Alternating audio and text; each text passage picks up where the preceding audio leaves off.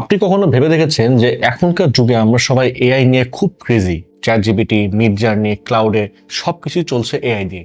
কিন্তু এআই এর ডোমিনেশনের পিছনে যে হার্ডওয়্যারটা কাজ করছে সেটা কি আসলে এই লোড নিতে পারছে?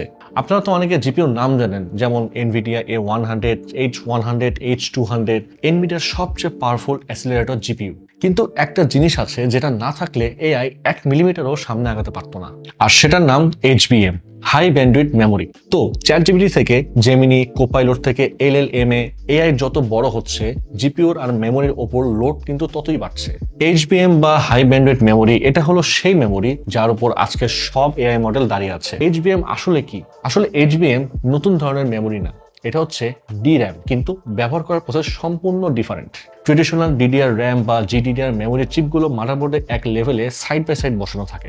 HBM কিন্তু স্পেসটা কম নষ্ট করে, উপর নিচে স্ট্যাক হয়ে থাকে।